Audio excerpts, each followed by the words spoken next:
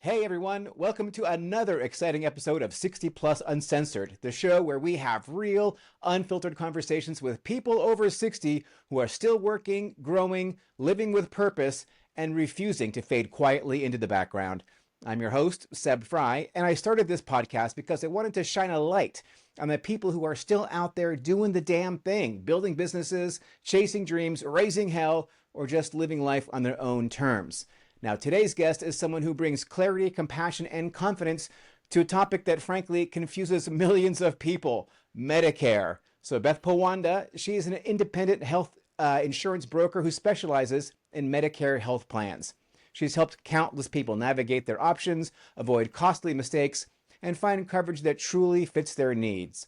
Whether you're nearing 65, caring for an aging parent, or just want to understand Medicare better, you're going to love this episode. So, Beth, thank you so much for being here. Could you just start off by telling us a little bit about yourself? Oh, well, thank you. It's my pleasure to be here. Thanks, Seb. So I am an independent insurance agent. I work for myself. I don't work, this is my standard disclosure that I tell my clients when I meet with them. I don't work for Medicare, I don't work for Social Security, and I don't work for the insurance companies. So I work for myself as an insurance agent. I get compensated by the insurance companies, so there's no cost to me for my services. There's no cost to you, I mean, for my services. And I really enjoy helping seniors who I find to be a very underserved and vulnerable segment of the population. They are, unfortunately, targets of a lot of unsavory and scam-like behavior, and I want to protect them. And I hope that I can be their lifelong agent. I work with them. It's not just when they sign up with an insurance plan, but throughout the course of their Medicare journey. I like to always be on hand to help them if they have a question about a doctor or a bill or whatever. And, I'm just very committed and I really enjoy what I do. Oh, it sounds like it. So, now, is this something that you came to later in life, or have you always been a Medicare health insurance specialist? I did come to it later in life in a way because I have a really long background history. I've always been into risk management and insurance. And I started my insurance career in property and casualty, doing homeowners and auto insurance, things like that. And then I kind of blossomed into doing life insurance, long-term care. I even got my securities license and helped people with, investments, retirement planning, financial planning, and things like that. And there was always this common theme that was running through my conversations with people. They would just come right out and ask me, "Do you sell Medicare?"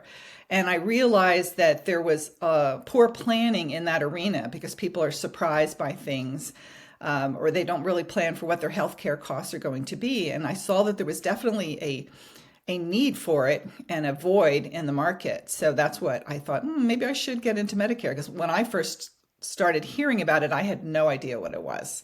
So that's kind of like my journey, how I started out, doing other types of insurance. And now I just have hit my groove. You found your So calling. yeah. Well, that's terrific because you know what? Medicare really feels like a maze for most people. I think probably because it is a maze. So how do you like break it down and simplify it for people so they can, really understand it and not feel overwhelmed? So I try to make it into like break it down into easily digestible, understandable pieces.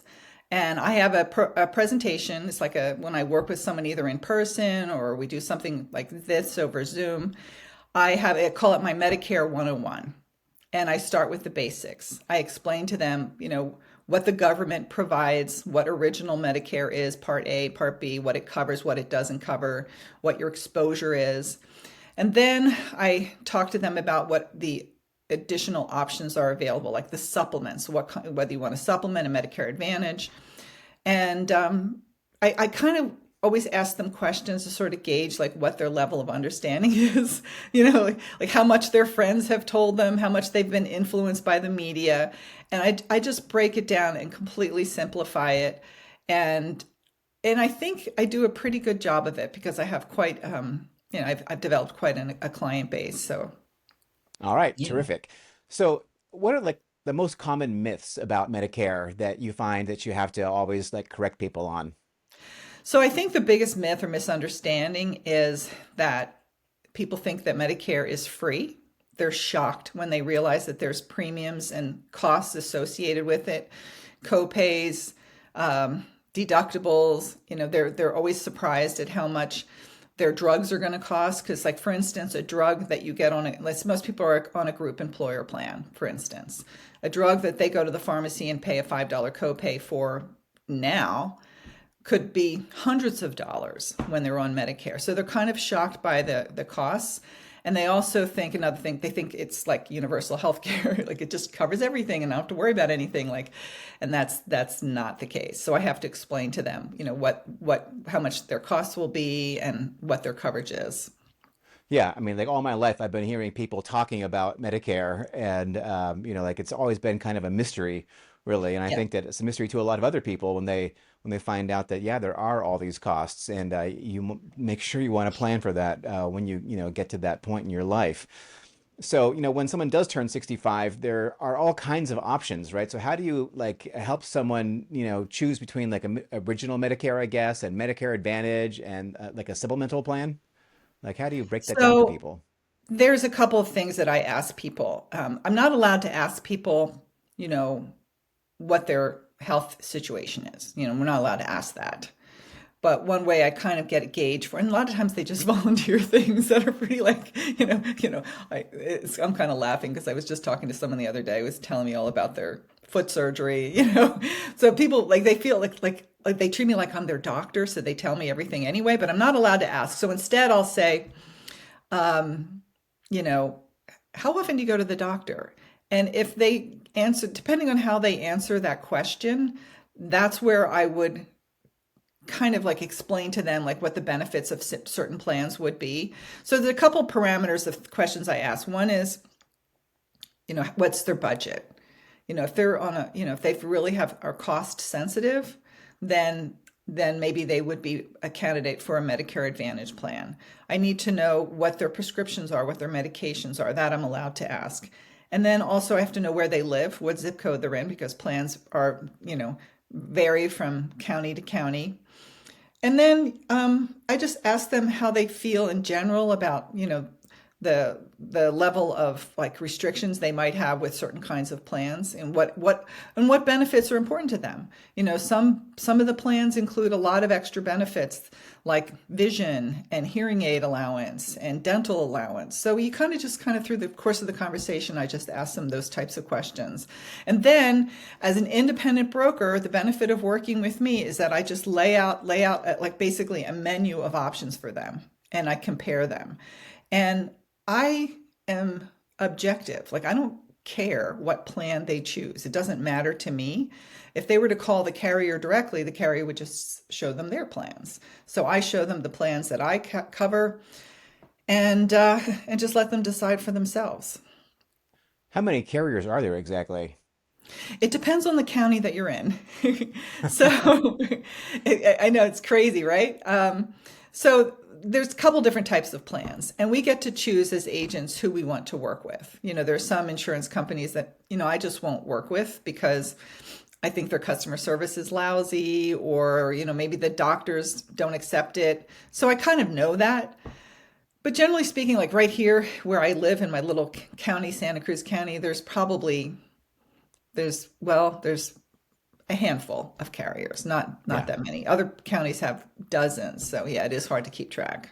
And so do you have clients from coast to coast, or I mean, are you licensed only in the state of California or No, I'm licensed in 4 states: four California, states? all of California, which is a big state, Oregon, Washington, and Nevada. Oh, that's terrific. Okay, all Mhm. right, great. So now, do you ever run into like tricky situations like where a plan doesn't cover a client's doctor or particular medication, and how do you handle that, and what do you advise people to do in that case?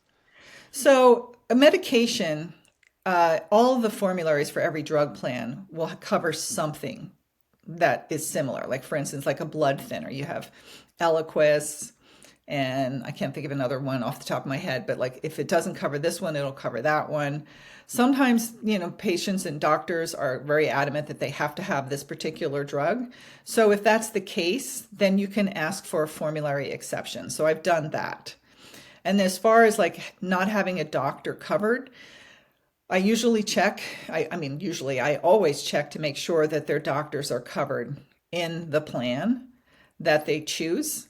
And if something changes or they want an exception, I can ask for exceptions. That's where having a good relationship with the broker managers of the different insurance company comes into play. Like for instance, I had a woman who lived in, my county, and she wanted to see a primary care physician in another county. And I was able to get an exception for that. So, I but had it no depends. idea. It's a depends situation. I had no idea that like insurance agents got formulary exceptions for people to get their particular. I didn't Is that get the normal? exception. I didn't get the exception. I should clarify that. I showed them how they could get their doctor to request the exception.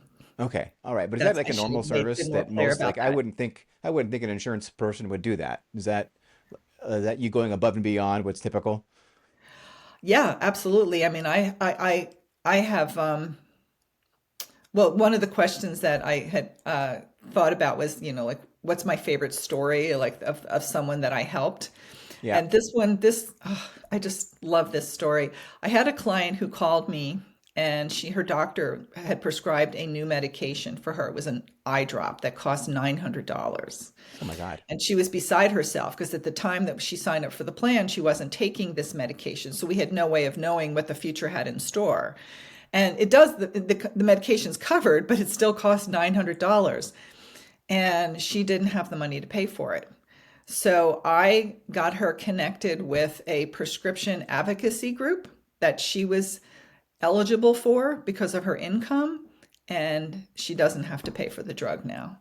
And she called me afterward to tell me that, and she was just beside herself. She was so happy and relieved. So that's something that I do, that kind of work that I do for my clients. Yeah. Yeah, well, that's an amazing story and what a great way to create raving fans, you know?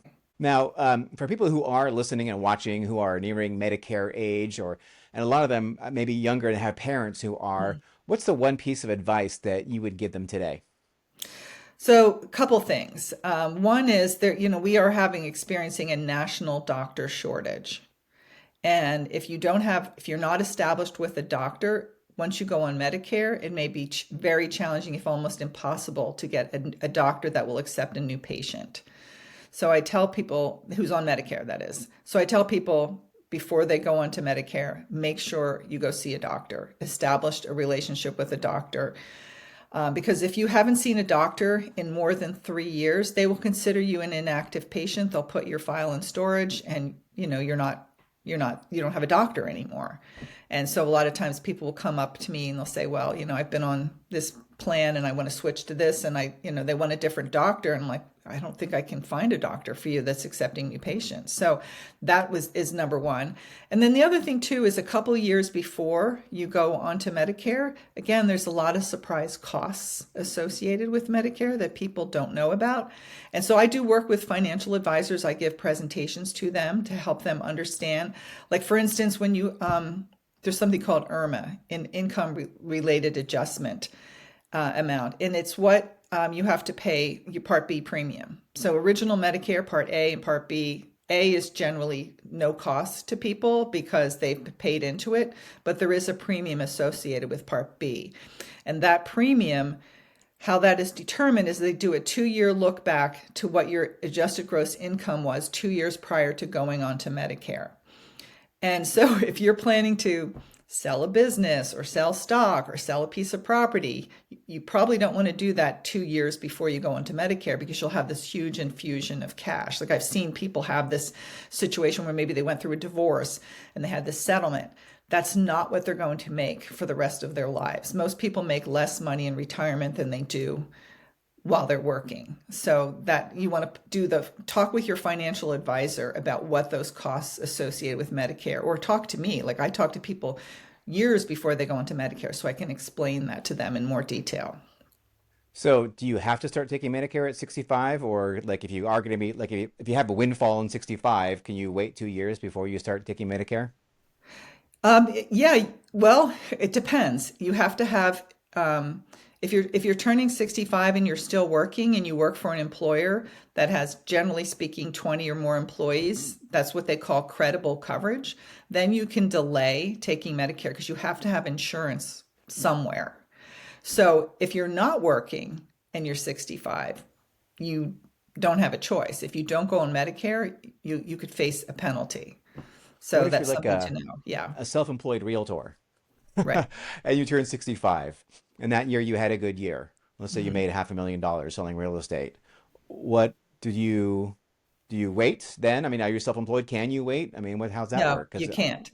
you So, can't. yeah, so if you're getting your, you're in California, if you're getting your insurance through Covered California, that you have to go on Medicare. You can't just say, well, I'm going to stay on Covered California. But And the so they're going thing to base is, my premium on my prior year's salary, 2 years or prior, earnings prior 2 years, right? So 2 years, then, your adjusted gross income. so 3 years later, I retire and I'm making, a third or whatever I was making before. I'm Mhm. still going to be paying premiums based on that, or does that ever go down? No, that's a really good question. So, what you can do is you can file an appeal. And that's another way that I have helped my clients. I had a client who I believe she had inherited some money, and that 2 years before she went on to Medicare, she had a big infusion of cash for some reason. I can't remember whether she sold a property or she inherited money. But anyhow, she had this huge Part B premium and she just didn't understand why. And I said to her, well, you can file an appeal. And she did. She went to Social Security, she filed an appeal, and she got a really sizable refund, retroactive, because of overpayment. So, yes, you can file an appeal. Oh, that's good to know.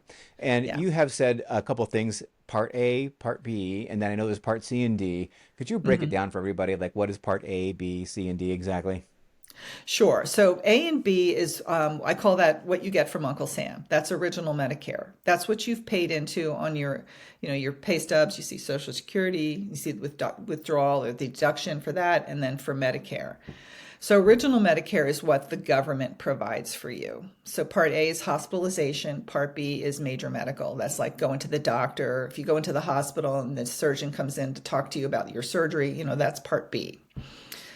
Then it doesn't cover everything. This is what I go over with in my Medicare 101. It doesn't cover anything. You have some exposures, some deductibles, and they only cover, 80%. You've got to pay the other 20%. There's no out of pocket maximum. So that's when people decide that they want to get some additional insurance. So there's two ways that they can go. They can get a supplement and they with a separate drug plan. So the supplement layers on top of original Medicare. So when you go to the doctor, they'll bill original Medicare first, and what that doesn't cover, then they'll bill the insurance company that you have your supplement, and then you have to have a separate drug plan. So the separate drug plan is Part D. A Medicare Advantage plan replaces original Medicare and often includes the drug plan. Usually it does. And that's what they call Part C. So it takes A, B, and the drug plan and combines it into Part C, Medicare Advantage plan. Okay, and so Medicare Advantage plan, is that a government plan or is that like private No, insurance that's through company? private insurer. So the supplement is through private insurer, the drug plan is through private insurer, and Part C is through private insurer. And so Yes. that's Medicare Advantage. And so if you have Medicare Advantage, do you still pay Medicare premium, Part or B, you only yes, you do. you That's a do? good question. You always have to pay your Part B premium regardless of what kind of additional insurance plan you go after. So you have to pay both. Hmm. Yeah. Okay. All Yep. right. Good to know. Good to know. Big I shocker. suppose there's no point asking you how much that might come to because it really depends on, I guess, the county and how much income you And made in your the prior two age. years and your Yeah. age. So, well, Right. the But Part if you, B premium is pretty static. You can look it up on Medicare.gov how much the cost would be.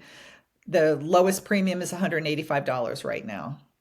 so So that would be for someone who's 65 years old, $185 is the Medicare basic premium for Part B, for Part B. right? And for Part A.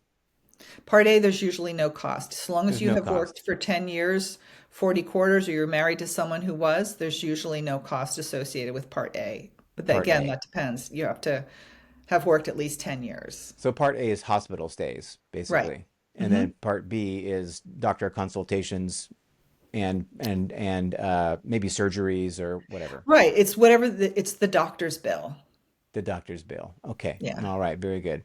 Okay. I can see there's a lot, a lot to know here. So, okay, 185. And then there's no it doesn't matter if you have pre-existing conditions or whatever. It's just 185 currently, That yes, that's what you pay to Uncle Sam. no matter That's what. not has nothing to do with me or private insurance companies. But that Right. is a good question about the pre-existing condition.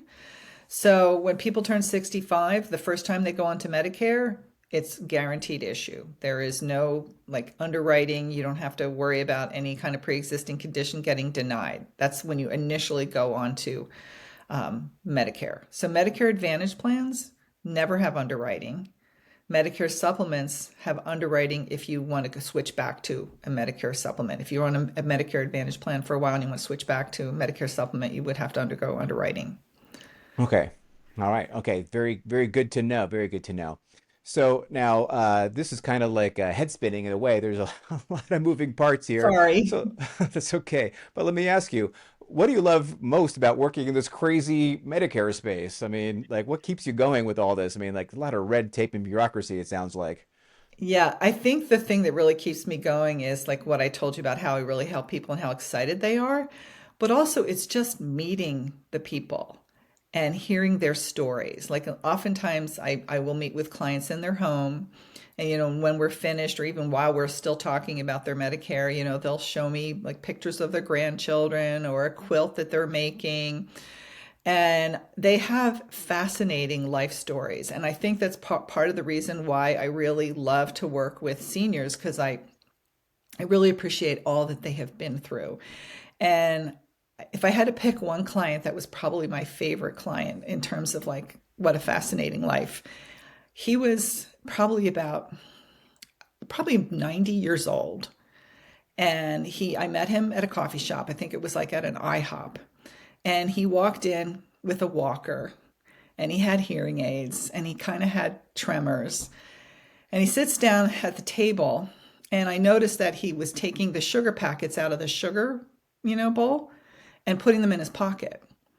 And that kind of had like a trigger memory for me because my father, who was a World War II veteran, did the same thing. During World War II, the sugar rations. So my dad would always like, we'd go out to dinner or out to lunch or something, and he'd like, here, put this in your pocket, make me take the sugar packets and hide them in my purse. And like, oh my God, it was like so weird. But it wasn't until I was older that I realized why he did that. So when this man did that, I said to him, something compelled me to ask him, I said, are you a veteran? And he said, yes. Yes, I am. And I said, tell me about that. And he did. He told me that he had lied on he grew up in Iowa. And when the war broke out, he lied on his enlistment papers and said that he was 18, but he was really only 16. And I said, did you go overseas? He said, oh yeah, I went overseas. He told me he survived the invasion of Normandy.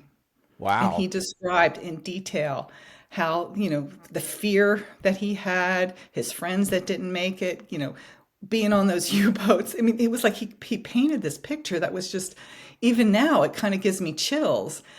And the whole point of that story is that we look at people who are seniors, old people, who look like they're frail and infirm and cognitively challenged, possibly. And I saw him sitting there, and it was just so life affirming for me to see someone like that and remember that this was once a scared, frightened 16-year-old boy, you know, on the beaches of Normandy. So that's what I love the most about the job, is helping people that are really our most vulnerable population. Because when you think about it, children are vulnerable as well, but they have a support system, or at least they should. They have teachers, they have parents, they have siblings, they have friends. I mean, one of my favorite clients just passed away. He was 94. He never married. He never had children. All of his friends and family have died, with the exception of one person. And I really felt like I was his advocate. He went into the hospital and I kind of helped him. I couldn't abandon him. I really needed to, I felt like he was counting on me. So that's probably why I stick with it. With all the red tape and how confusing it can be, is to serve. Wow, That's that's a really powerful story. That's amazing. And it's I also really like talking to older people, right? Because they really, I mean, Mhm. yeah, like you said, they've gone through a lot and they have many interesting stories. And yeah, he was once 16 years old or 20 years old or 25 or whatever. And then, like when you talk to older people, like say, how old do you feel, right? Like Mhm. a lot of people say like I'm the same person that I was, Right. when I was 20, 25, Hmm. 30, right? Like Hmm. I'm the same person. Like my body has changed, but I'm still me, So it's just part of life, really, and talking to older people like that and hearing their stories, it really it's kind of gratifying in a way, that Hmm. just nothing else really is. And so I hear you there for sure. Wow, that was a really powerful story. So thanks for sharing that one. You're welcome. Um, so now you mentioned that Medicare and open enrollment is October 1st. Is that correct? No, it's October 15th to December Oh, 7th. 15th. Oh, October 15th to December 7th. So now what happens if people miss that window for whatever reason? So there's different, again, I don't want to like overwhelm you with too much details. There's different enrollment periods. Like when someone turns 65 and they want to go on Medicare for the first time, that's year round. They have a special enrollment. So they can enroll anytime. I enroll people every month. If someone's moving in from one community to another location, and they need a new plan, again, that is also a special enrollment. So when someone's turning 65 and they don't have credible and coverage, they're not working for someone else, and they want to go on Medicare, they have a 7 month window: 3 months before their birthday month, and 3 months after. So if they miss that window, then there are penalties associated with that. Um, and what else? What kind So of penalties? They come and take your ice it's cream like away or 10%. It's kind of, I don't want to get into the weeds on that, but there's a penalty associated, and it's forever. It's not just a one-time penalty. They're going oh to wow. calculate how many months you went without your Part B premium, and they'll multiply it by a certain factor. And that's what you're going to pay, every month for the rest of your life, basically. So you want to make sure you get in those, you enroll when you're supposed to. And then during Right. annual enrollment is when people who are already on Medicare can change their plans if they want to. Okay. So And that's so what annual enrollment is for. So that annual enrollment is once a year or twice a year? Just it's, once a well, year. there's two annual enrollments. Again, I don't want to overwhelm you with too much detail. So October 15th to December 7th is when people who are on Medicare Advantage can switch from one plan to another. Or if someone's on a Medicare supplement with a separate drug plan, if they want to change out their drug plan, they can do it during annual enrollment. Then there's another open enrollment, which is January 1st to March 31st. And that is for people that are only on Medicare Advantage plans that want to switch. So uh, now, how about clients like me who I'm going to be working probably till the day I die? But Right. how do you help clients who are unsure about whether they should enroll or delay Medicare? Or it sounds like you can't even do that if you're Well, if you, self-employed. like I said, if you have credible coverage, if you're like a W-2 employee and you work for a company that has 20 or more employees, you can delay your Part B. And I have lots of people who do that. So you don't have to, and you can, when you turn 65, you can tell Social Security, okay, I want Part A because it's free. Why not take the free insurance? Or there's no cost associated to you. And then if you want to delay your Part B, you can. You can just tell them I want to delay it. So earlier you mentioned Medicare Advantage and supplement plans. Mhm. So isn't Medicare Advantage, isn't that a supplement plan, or are there separate supplement plans, or do I have that wrong? So people use the blanket term supplement, but there's really two different. I prefer to explain it this way. When people look at what original Medicare doesn't cover and what their exposure is, they think I need additional insurance. So I need another additional insurance plan. And there's two routes that you can go. You can go with a supplement with a separate drug plan, or you can do a combined plan that has A, B, and the drug plan. That's Medicare Advantage.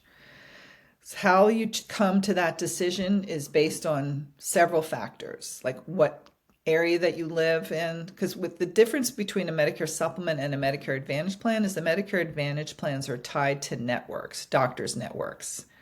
So you have to stay within that doctor network. You just kind of have to like look at what your budget is, and you know how often you go to the doctor and what community you live in, and that's how you would make the decision. Well, actually, I would call you because I don't think I would have a snowball's chance of figuring this out without some like Mhm. guidance, right? I mean, like there's just too much to know. I think that, yeah, I You wouldn't even know, know where to begin and what questions there to ask. there is a lot to know, but I don't think there's too much to know. And the reason I say that is I have gone to other presentations where people tell everybody all this information about, and it's overwhelming. You know, if someone tells me, okay, I live in this county, I don't ever go to the doctor. If I ask enough qualifying questions, it pretty much eliminates a lot of the extraneous information. Does that make sense? Yeah, that makes sense, right? Yeah, because it's not relevant or germane to that person's situation. Exactly. You know, they don't need to know everything because it's not relevant to them. Right. Yeah. All right. So, well, speaking of that, when you're talking with your clients, I mean, like Medicare is so personal, and it's really high stakes. How do you work to build trust with these people who a lot of times you just meet for the first time at the IHOP or whatever? So I actually get a lot of referrals now.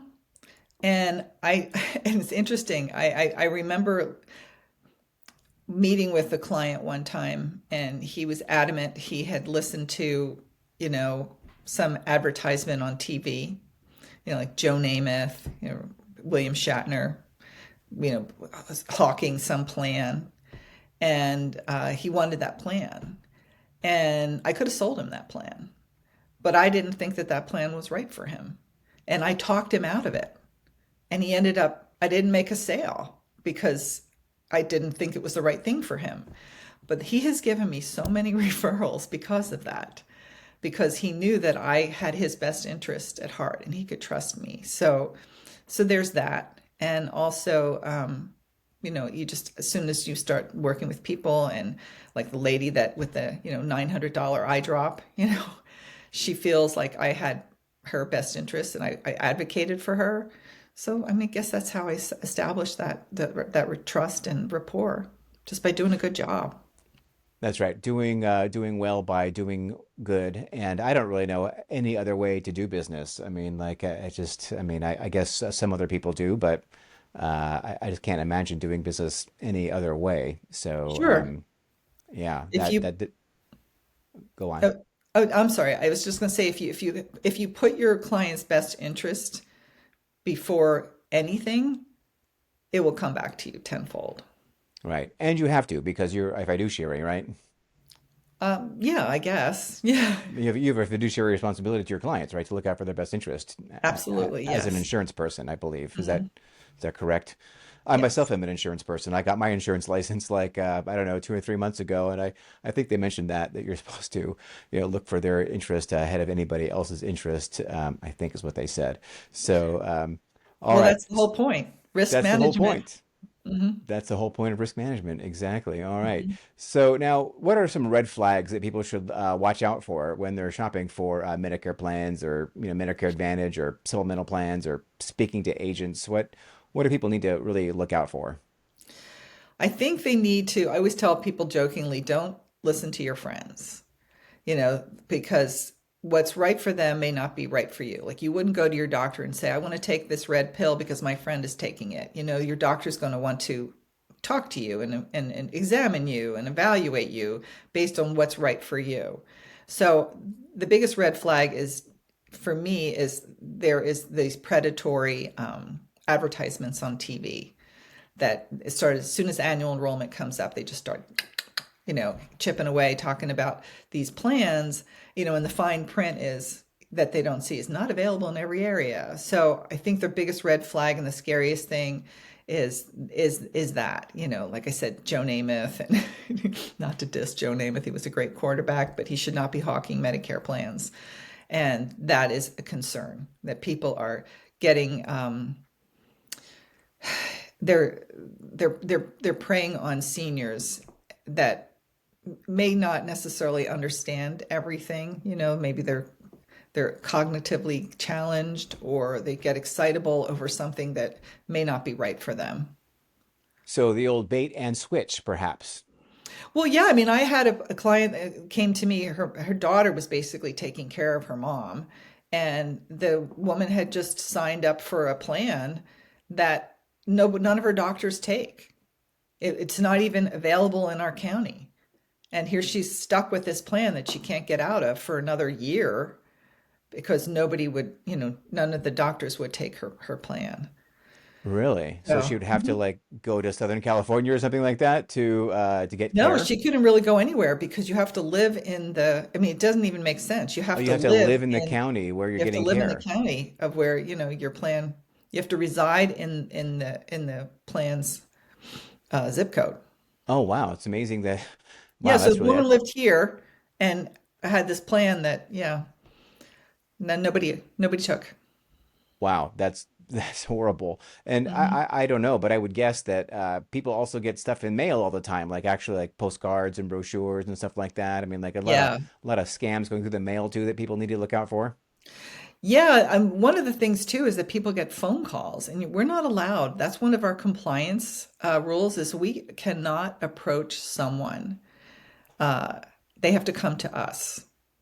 So I know I get work, through referrals. I advertise, but I can't, like, if I went up to someone, a senior, like for instance, sometimes, like when I first was starting out and growing my business, I would have like a table inside a drugstore, but I couldn't go up to people and hand out flyers to them and say, "Hey, can I tell you about Medicare?" You're not allowed to do that. They have to come to you and ask you, and then you have to give them, if they ask you for your card, then you can give them your card. If they want you to contact them, they have to give you permission to contact. And you got to give them like a little permission to contact form they have to sign so that that it's okay to call them. And so, yeah, so that's one of the red flags is to look out for is if someone's calling you on the phone to talk to you about Medicare, they're not allowed to do that.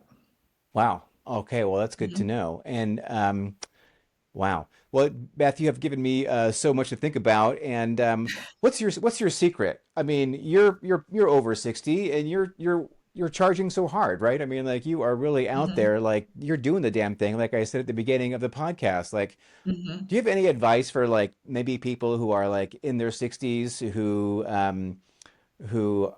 like are worried that maybe it's too late for them to like have like a really successful career and add value to people's lives? Just any personal advice you want to share with people? Um, I how can I hmm. I I I'm very passionate about what I do. Um, I told you before we started this podcast, like 15 years ago, I decided to go back to school and get my master's degree. And who would have thought that I was able to do that, And I did. I love to learn new things. And I try to break it down to, like, instead of like, oh, I want to learn this whole big concept, I break it down into small parts, and I think that, okay, let me think about this for a second. Sorry.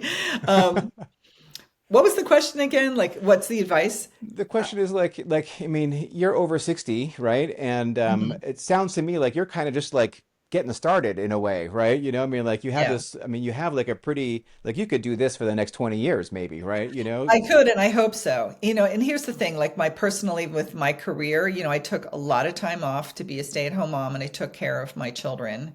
And so other people who may be retiring at this age, maybe they didn't have that option like I did. And so I kind of doing things sequentially.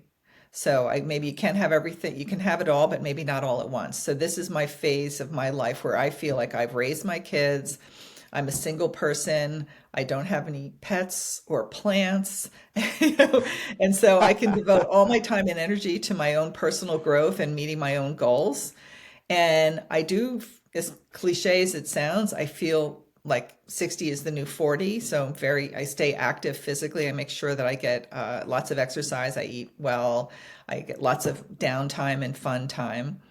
But also, don't forget, I mean, Colonel Sanders started Kentucky Fried Chicken when he was 65 years old.